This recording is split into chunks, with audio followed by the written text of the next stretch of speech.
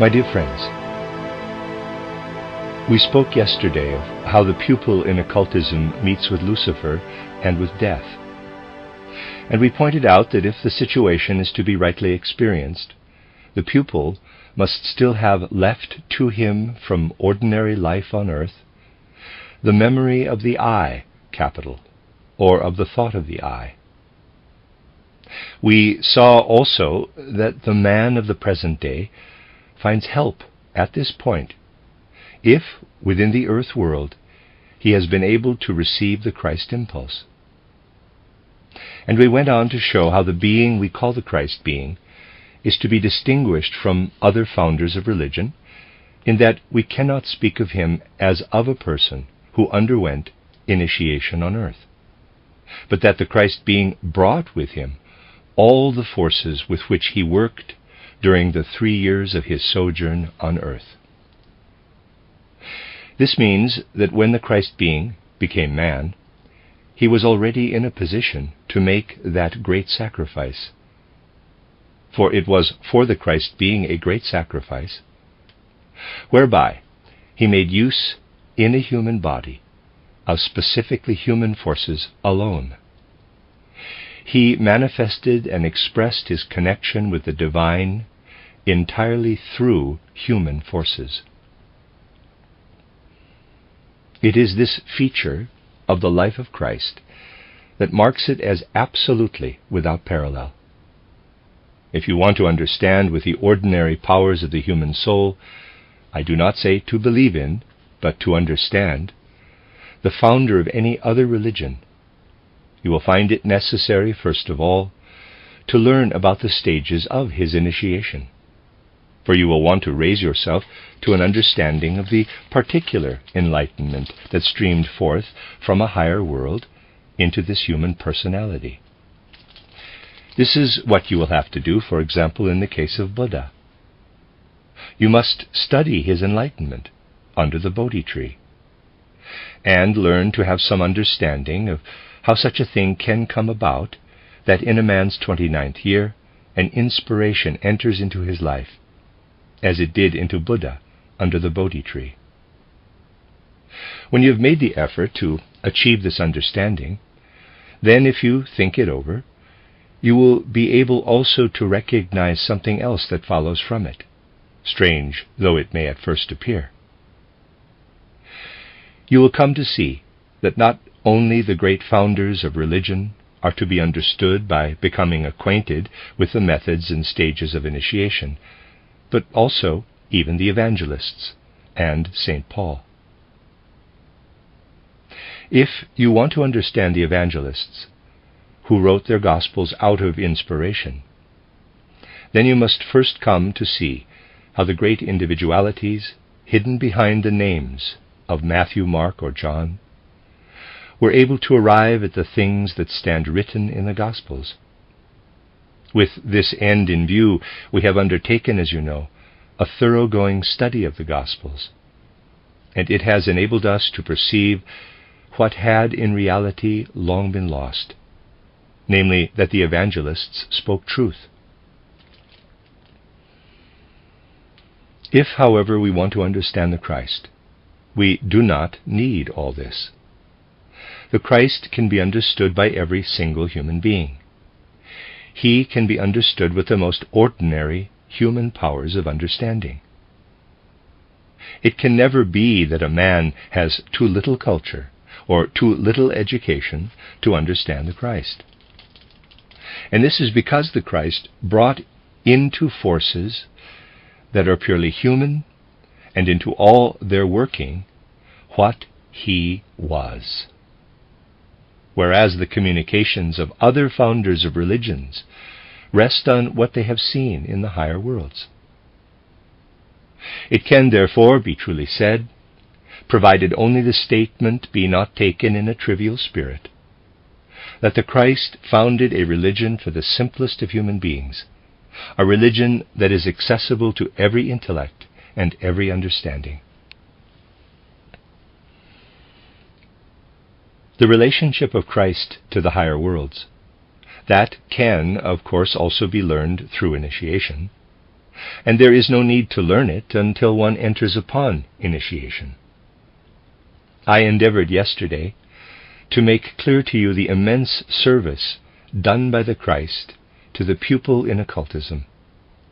Christ gives him the means whereby he can remember his I when he is in the higher worlds.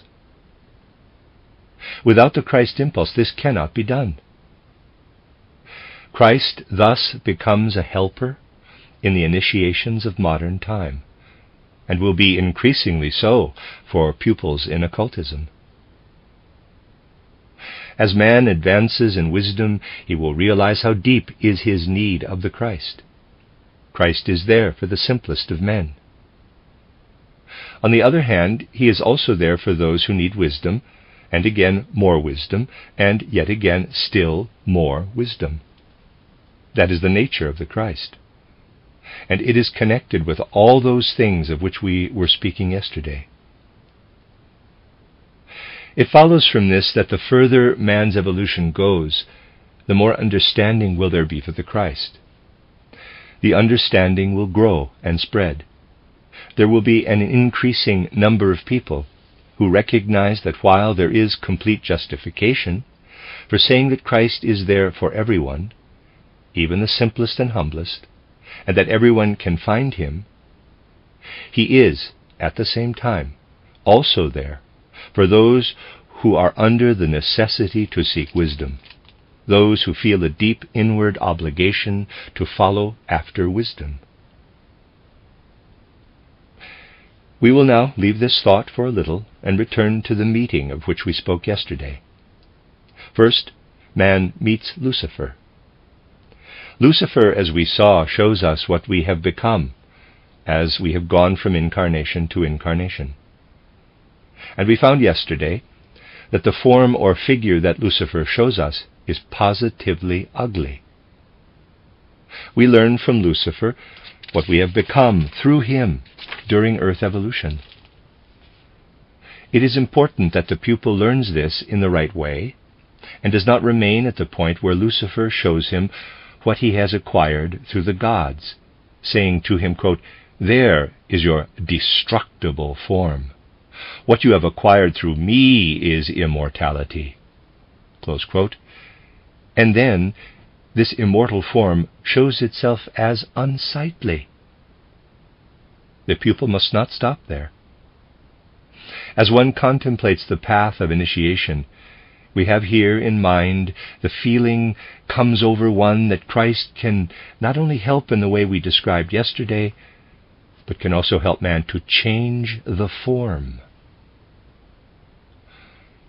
This requires, however, that man shall resolve to remain true to the Christ impulse, never to lose it, but strive always to understand it more and more.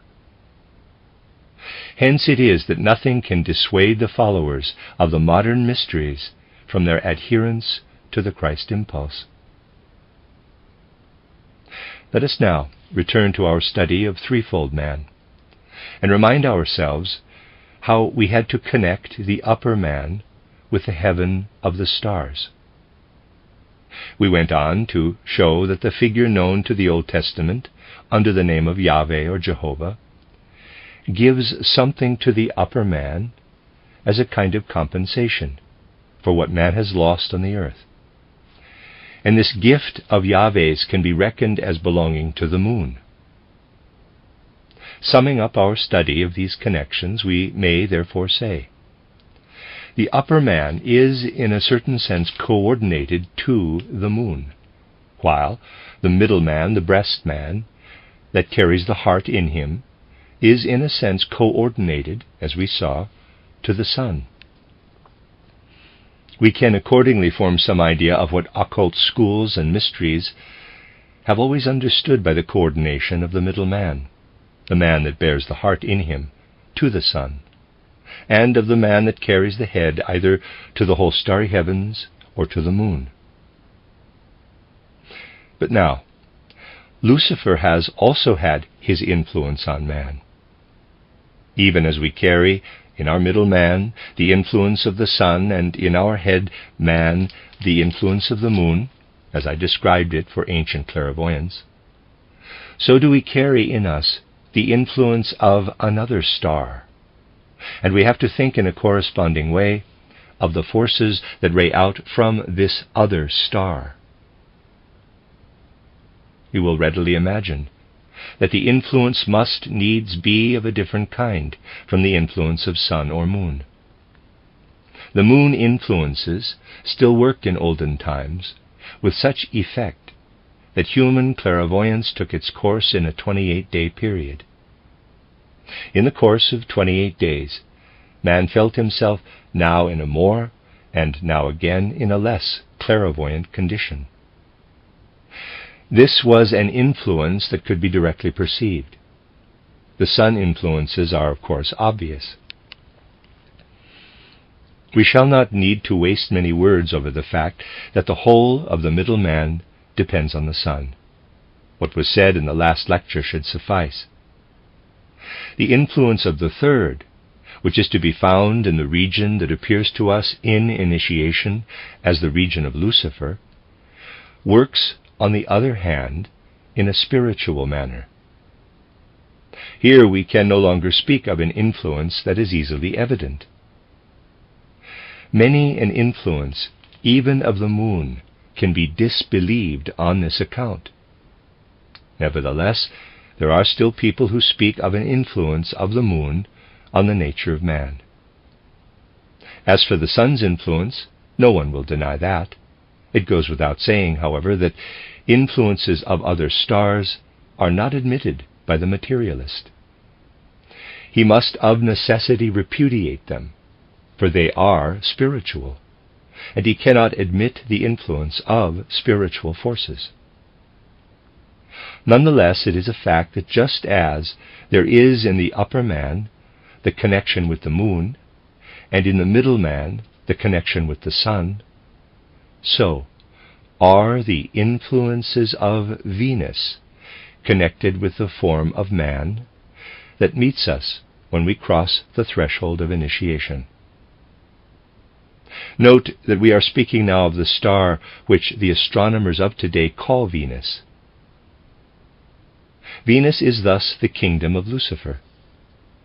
At first we learn, through initiation, that the lower man, the man we call the third seven-membered man, is that part of the whole nature of man which has been apportioned by the higher gods to the kingdom of Lucifer.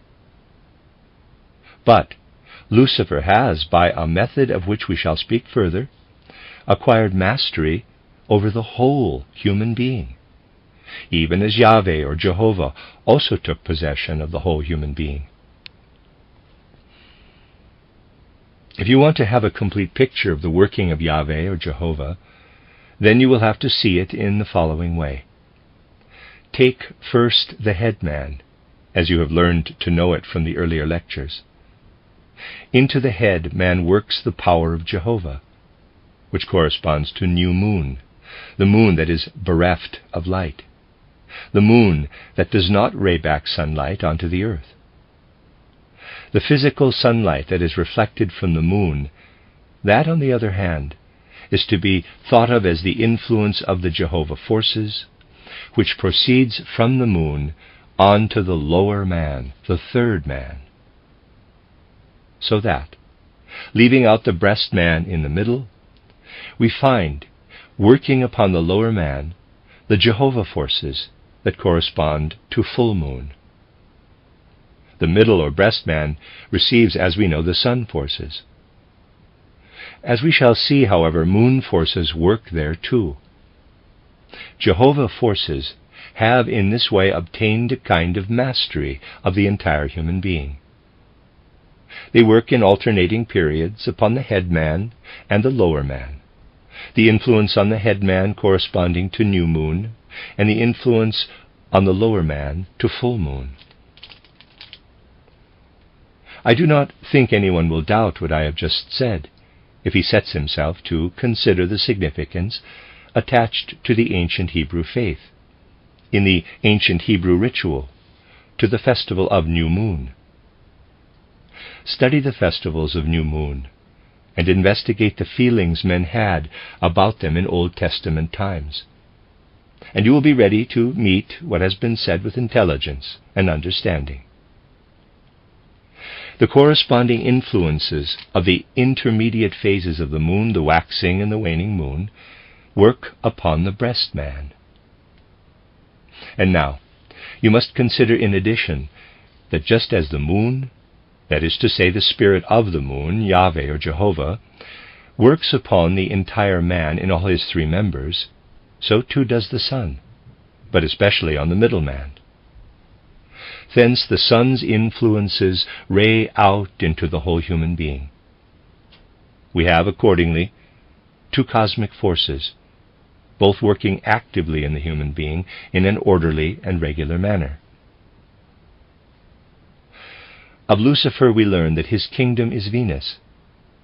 The forces which find their physical symbol in the light of Venus shining down upon us as morning or evening star, the physical rays of Venus that are sent out into cosmic space, are the symbol of the influence of Lucifer upon man.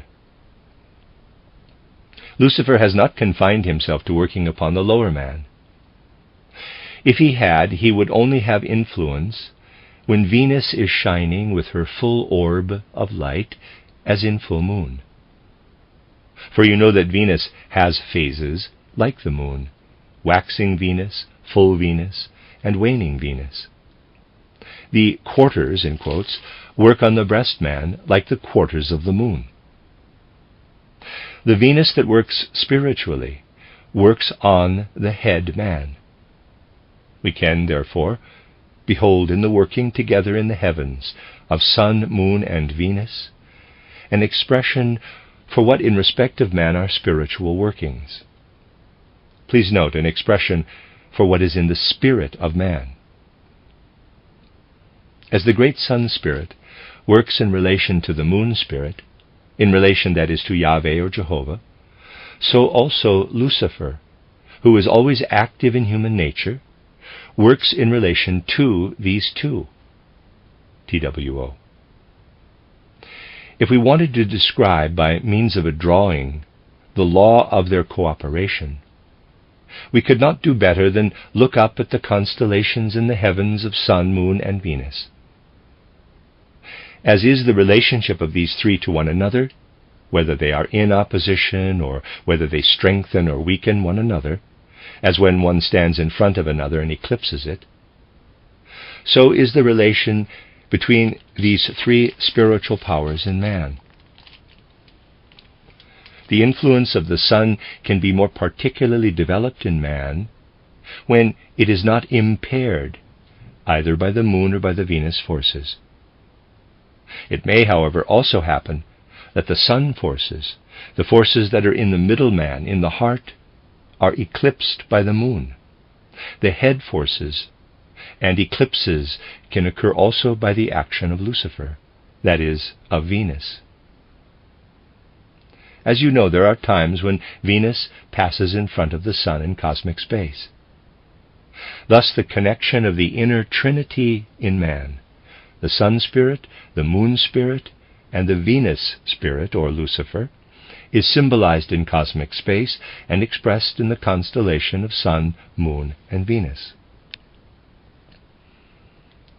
Seeing that we were able to divide up the whole human form and connect its parts and members with certain fixed stars, certain signs of the zodiac, it will not now be difficult for you to understand that a relationship can exist between these three stars in man, that is, the three great spiritual powers in man, and the several members of the human form.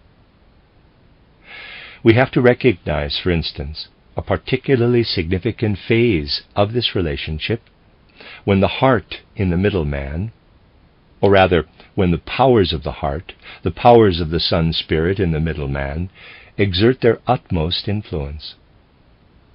In the middle man, you will remember we saw inscribed the sign of Leo. We can therefore say that when the sun exerts his forces especially on that member of the human form, to which we give symbolically the sign of Leo, then a remarkable constellation is present in man. Another remarkable constellation is present when the Jehovah forces are especially strongly developed in their spiritual character, let us say in the sign of Aries, which signifies the upright posture, or in the sign of Taurus, which denotes, as you know, the forward direction of the organs for the purpose of producing speech. For these are the parts of the human form which necessarily have an original and peculiarly deep relationship to the moon forces.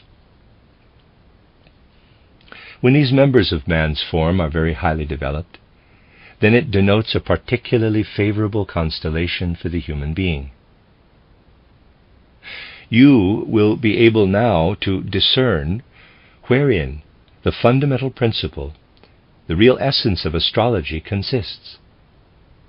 I have certainly not the intention of going fully into the subject of astrology in these lectures. There would not be time. But I want at this point to call your attention to its true nature. We can put it in a very few words. You see, man, as he stands before us with his threefold, seven-membered form, is in connection and harmony with the spiritual powers corresponding to the cosmic realms.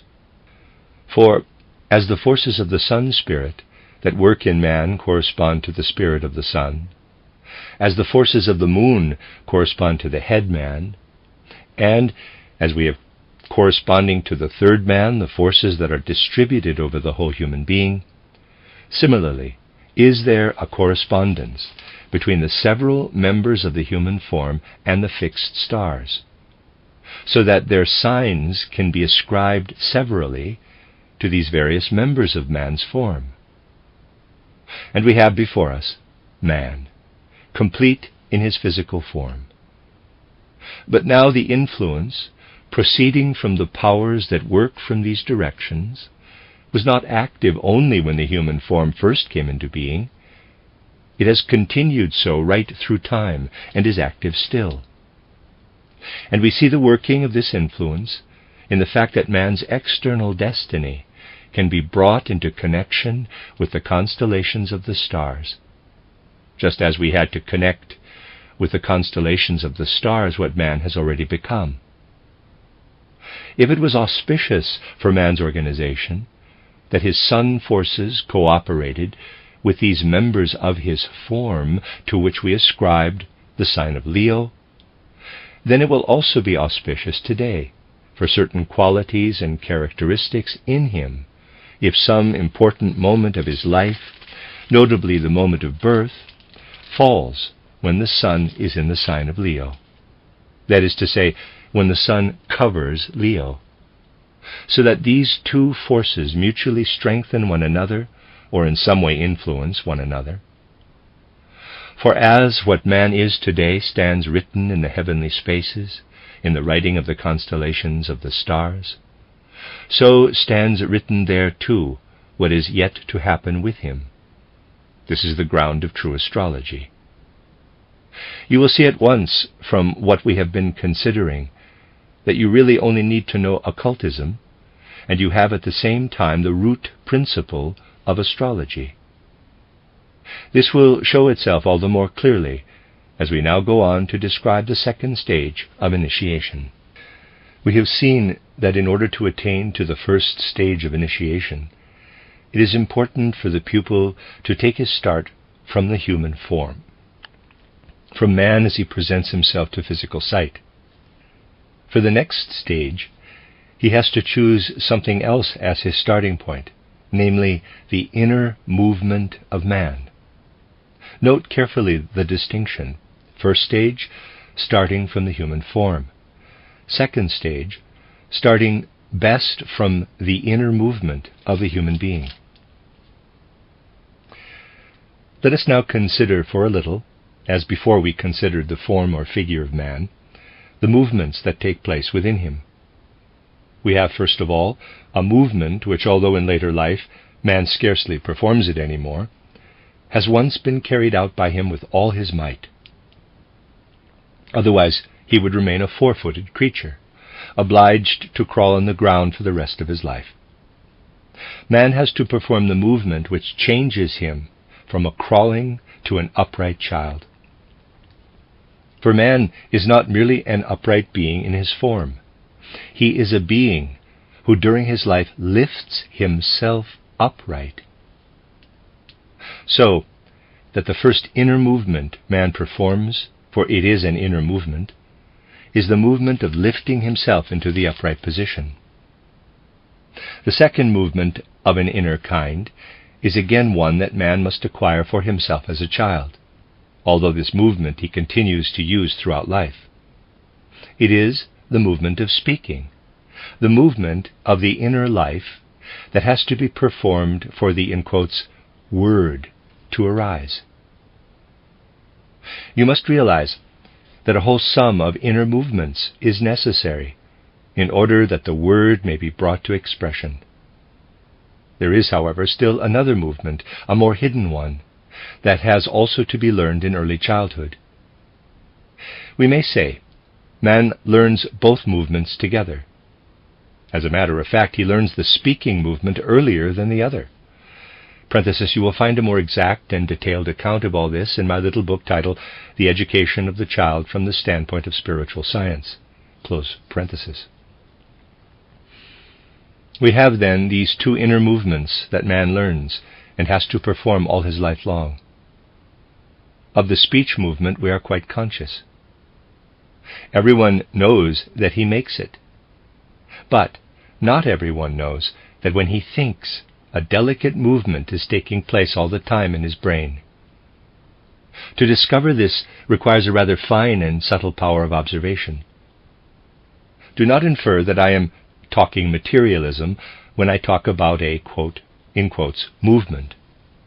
Movement there is without a doubt, only it is effect, not cause. We have therefore here two inner movements, the movements of thinking and of speaking. If now we go further, we discover as the next important movement the movement of the blood. This is one of the movements which must necessarily take place for man to be man. The sequence is apparently rather arbitrary, but that need not disturb you. The fifth movement, which must already be there in order for the blood movement to take place, is the movement of the breath. This is a specific movement, with an independent existence of its own, distinct from the blood movement. As I said, the sequence is somewhat arbitrary. We could, for instance, as was hinted, interchange the second and the third, but that is beside the point. Here again, we could put the breath before the blood movement, and if we were considering more especially the lungs, we would certainly have to do so. If, however, we are looking rather to the origin of the movements, then we must take them in the sequence I have given. Because especially in the case of the male human being, the real center and origin of the breath movement is in the diaphragm, and that is underneath the heart. When, therefore, our object is to build up a sequence from the point of view of origin, we have no choice but to take the movements in the sequence I have given. The sixth movement, we are still speaking of movements inside the body that are necessary to life, is one that certain inner organs have to perform. We may summarize it in a general term and call it glandular movement or movement of ducts or canals. The ducts in man's body must be in perpetual activity, perpetual inner movement, for man to be maintained in life. For certain reasons which it would take too long to explain, I prefer to call it simply movement of the glands. For the seventh movement to come about, it is no longer a question merely of particular ducts or glands, moving in order to secrete something the human being requires within himself. The seventh is a movement performed by the whole body as such, and it is carried out when nature has set all in train for a new human being to be born. What we have here is really a sum total of all the movements of the body. Whilst in other duct or gland movements we have the movement of a part only of the body, in the case of the movement of reproduction, we have a kind of act of secretion performed by the whole human being. And the same is true whether we are speaking of male or female body. It is always a secretion performed by the whole human being. This movement, then, we call the movement of reproduction. If the 7 movements we have described are correctly understood, then with them are exhausted the inner movements of man. The others are outer movements. When man moves his feet or his hands, that is an external movement. The inner movements man brought with him when he came to earth, though earth has, it is true, changed them very much. And just as we had to refer the whole complete form of man to the fixed stars of the zodiac, and connect the signs of the zodiac with the 7 members of the human form, so now we find that these several movements have their source in the entire planetary system. From our planetary system, we have to derive these 7 members of what we may call the man of inner movement. And since the relationship of these movements to one another corresponds to the relationship of the planets of our planetary system, we can also designate these several movements with the signs that belong to the planets thus: movement into upright posture, Saturn; movement of thinking, Jupiter; movement of speaking, Mars; movement of the blood, Sun; movement of the breath, Mercury; movement of the glands, Venus; movement of reproduction, Moon. A word must be said about the movement of the blood. This movement comes into contact with what we have earlier learned to recognize as the center of the organs belonging to the middle man, the, quote, plane of operations, close quote, as it were for the sun spirit. Thus the movement of the blood, which has its center in the middle man, is to be brought into relation with the most important force in the middle man, and we have to designate this movement of the blood with the sign of the sun. In doing so, we are thinking of the power and force of the sun spirit, insofar as it is a force in movement. It is, we could say, as a fixed star that the sun works upon the middle man as a whole. On the other hand, it exerts its influences on the movements that depend on the middle man, on the movements of the blood, as one of the planets. If I make use of the sign, which is also used by the astronomers of today, employing therefore in this case not the old terminology, which was altered by Kepler, but the names that are customary in the astronomy of today, then the movement of the breathing can be denoted by Mercury, the movement of the glands by Venus, and the movement of reproduction by Moon. For this last movement, localized as it is in the lower man, is again a movement that comes into contact with the influence of the spirit of the moon. This influence here meets and combines with the inner moving of the human being. We have therefore in the human being, as well as a threefold 7-membered man, another 7-membered man in the connections of the movements that take place within him. The pupil must take pains to distinguish the various movements within him before he is able to take the next step on the path. He will not find it easy. The human form we have, as it were, standing before our eyes. Not so the inner movements. A special effort has to be made to feel them. We must learn to discern each one for itself. We must be able to feel inwardly, first the movement of raising oneself upright, then the movement of thought, the movement of speech. This is easiest of all. Then again the movement of the blood, and, which is also not difficult, the movement of the breath. We have to come to the point of sensing the various movements, which as a rule we only sense in their result, as for instance when we experience ourselves first as lying down and then as standing up. We must learn to sense also in this way the movements of secretion. The faculty of discrimination for the several movements that take place within him is an absolute necessity for the pupil if he would progress further on his path. And if he is to do with these movements what I said he had to do with the human form, then instead of looking at the human form from without, fixing it before him and awaiting the after-image, he must endeavor to feel himself inwardly, feel the movement and activity that goes on within him, and then, after he has, as it were, fixed himself inwardly in the bodily sense, hold fast this impression, even as yesterday we tried to hold fast, purely in memory, the impression of the human form. The pupil will then actually come to the point of recognizing 7 forms, where yesterday we met with 2. We encountered, as you will remember, the form of death and the form of Lucifer. And we learned that when we call to remembrance the thought of Christ, we have then something we can carry across into the other, the supersensible world. And now, when the pupil, as it were, steps forth out of his man of inner movement, he meets with 7 forms. He makes the acquaintance of 7 spiritual beings. And he knows that these 7 spiritual beings correspond to his own inner movements, in the very same way that Sun, Moon, and Venus correspond to what we spoke of yesterday.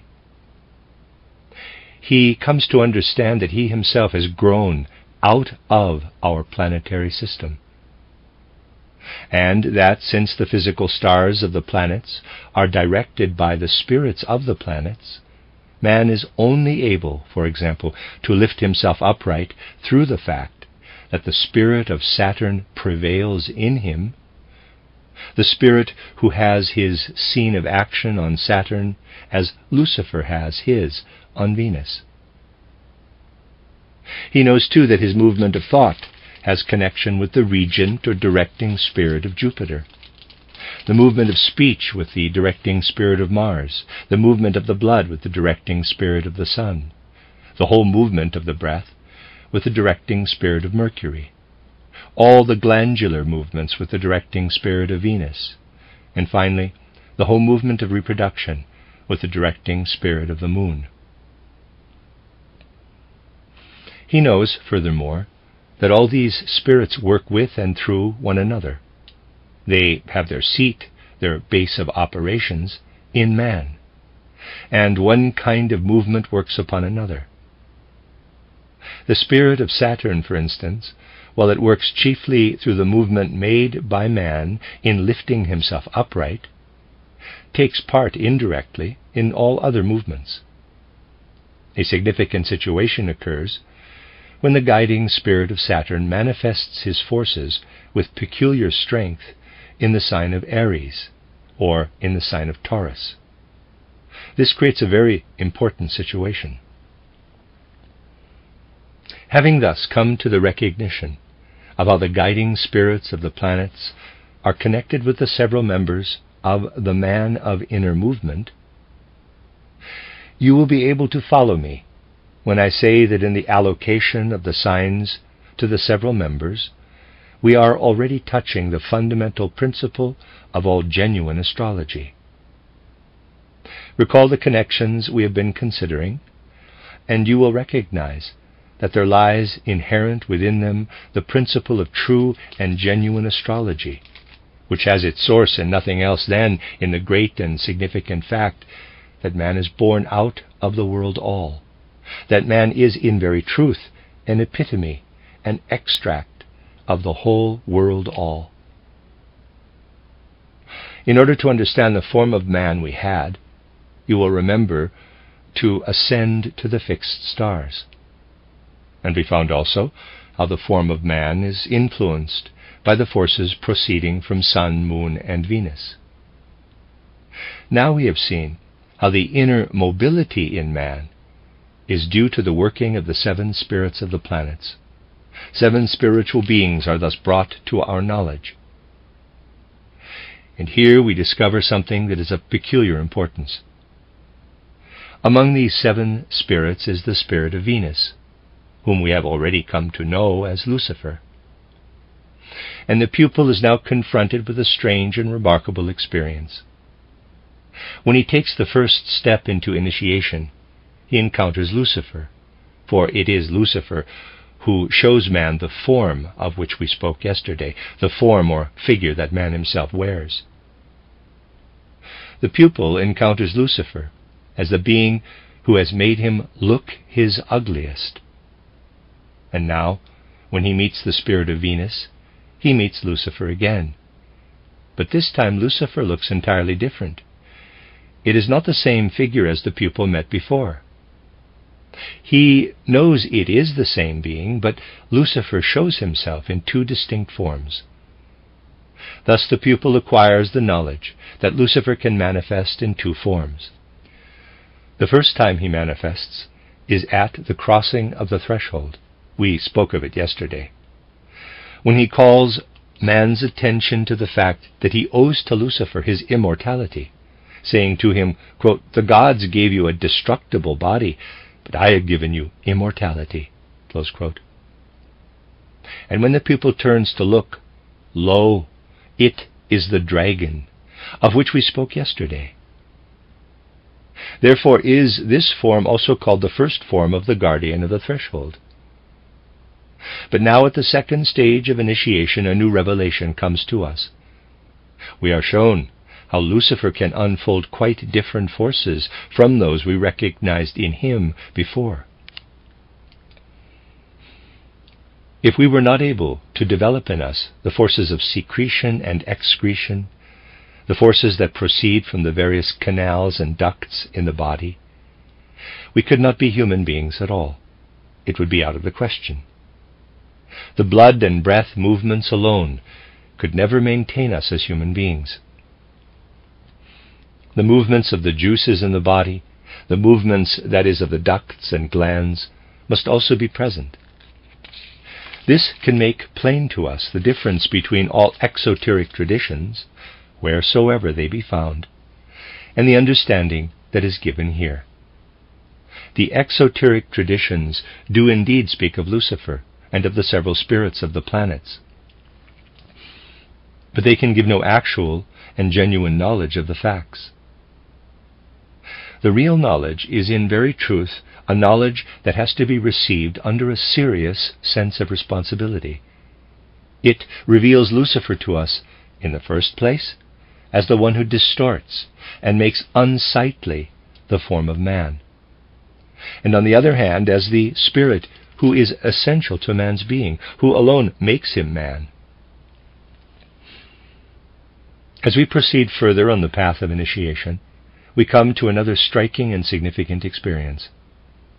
If we succeeded in holding fast to the Christ, in linking ourselves inwardly with him, so that he enabled us to carry over the thought of the I, the idea of the I, capital, the self-consciousness of earth, into the supersensible world that we are entering, then a feeling took possession of us that this Christ power has to do with the power of the sun.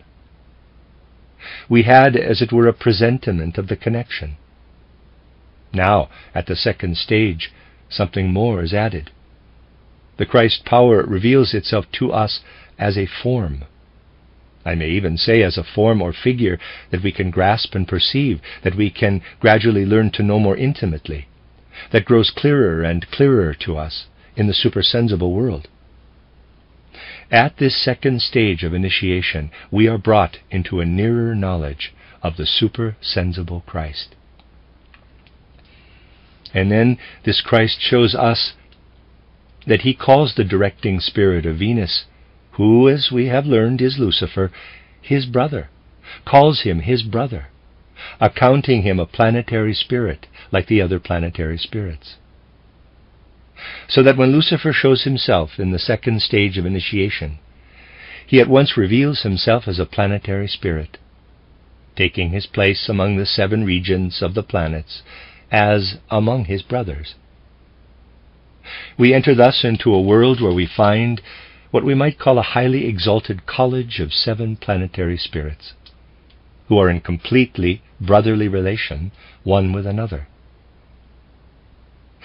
But here lurks a danger, and the pupil must needs possess himself of a great deal more knowledge, if he is not to go under at this point. For he must on no account simply receive easily what here shows itself to him. He must earnestly endeavor to acquire an exact knowledge of what lies behind it. When we come to enter into occult knowledge in detail, we can look in many directions for help to find our way. Although we have learned to recognize the 7 brothers, who are the 7 planetary spirits, we are still a long way from any full knowledge of them. 7 brothers may be quite different one from another, and the difference does not perhaps show itself at first sight. We have to look a little nearer. We have to study them in detail if we would gain a more intimate knowledge. At this point, I want to bring forward something which, if you examine it carefully and test it by the side of what you know from exoteric myth, you will find to be well-founded and reasonable, even though it appears strange at first. It will prove to be authentic, for it is a direct outcome of occult research. Compare it with the religious and historical records from olden times, and the demands of your intelligence will be completely satisfied. The farther you look into it with your ordinary understanding, the more will you find yourself able to say yes to what I am now going to tell you. For it is a result of occult investigation that is comparatively easy of approach to the man of the present day. We must first of all find something to take as our starting point. We must begin from some known fact. For the moment, let it be the fact that we have come to a knowledge of these 7 cosmic spirits and their kingdoms. We have, however, only learned to know the ruling spirits with their kingdoms, the corresponding planets. We must go further. We must investigate these kingdoms more closely, as far as occult research will allow. And the following is one among many ways that offer themselves to the pupil of our times, who sets to work conscientiously with the means afforded in modern practical occultism. He can take his start always under the guidance and counsel of an experienced occultist, from the study, for example, of the life of Gautama Buddha. I have frequently emphasized, and must here emphasize again, that the life of Buddha is to be understood as the Buddhists understand it, and not as it is interpreted by materialistic historians. We must first come ourselves to the recognition that Buddha became Buddha by passing through a great many incarnations, that he became first a bodhisattva, and then, having been born as the son of King Suddhodana, ascended in the 29th year of his life to the dignity of a Buddha. We must know that the ascension of the bodhisattva to the stage of Buddha means in actual fact that such an individual has his very last incarnation on earth in the life he lives as Buddha. When he has become a Buddha, he never returns again into an earthly body, but works in other than earthly worlds. This must be quite clear to us from the beginning. We must know for an absolute fact that the Buddha, by his exaltation from bodhisattva to Buddha, rose to a cosmic dignity and does not require in the course of his further evolution ever to descend again into a physical earthly human being. Those of you who have followed my lectures will remember that I have alluded to one single occasion when the Buddha, so to speak, allows us to have a glimpse of his further evolution. When I was explaining how 2 Jesus children were born, the Matthew Jesus child and the Luke Jesus child, I said that at the birth of the Luke Jesus child, the Buddha sent down from the spiritual world astral forces that were incorporated into the astral body of Jesus. Mention was thus made of the Buddha sending down forces to earth. In Norrköping, I told further how the initiates were able to meet with the Buddha in still another way. Nevertheless, it is still true to say that since his life as Buddha, he has lived no more on earth. An occultist, however, who goes far on the occult path, can follow also further the path of Buddha. It is, of course, now no earth life that he follows.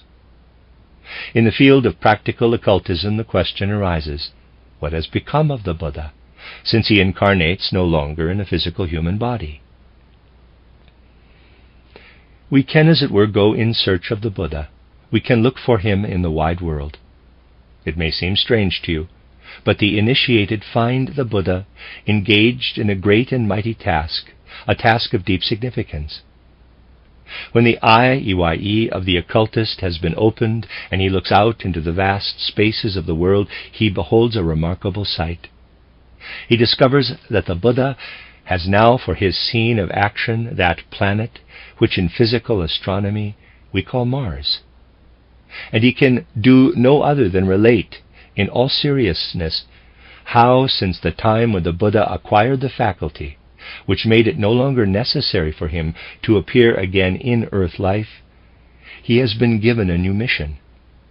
This new mission of the Buddha we can discover by making occult observation of Mars. As we enter upon this study, the true and original mission of the Buddha becomes clear to us.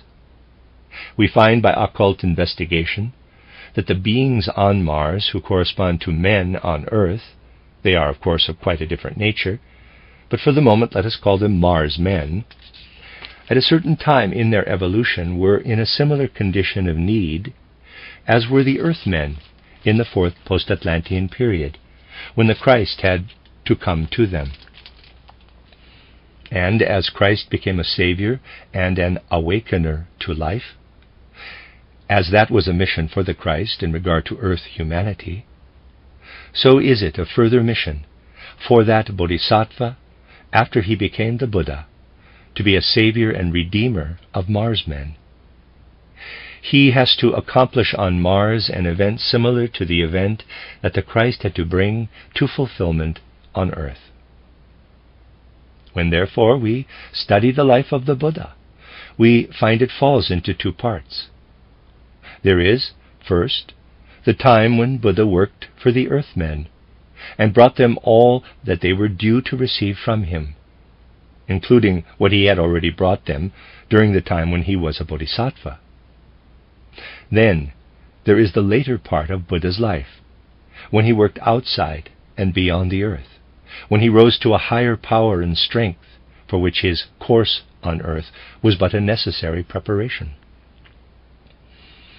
For Buddha grew upward into the power of one who is a Savior and Redeemer. If it were possible for us to compare the influence of Buddha on Mars with the not same but similar influence of Christ Jesus on earth and with the mystery of Golgotha, then we would be bound to find a difference, because of the difference between earth men and Mars men. If possible, I will tell you more another time about the feelings and response called forth in the Mars men by the working of Buddha.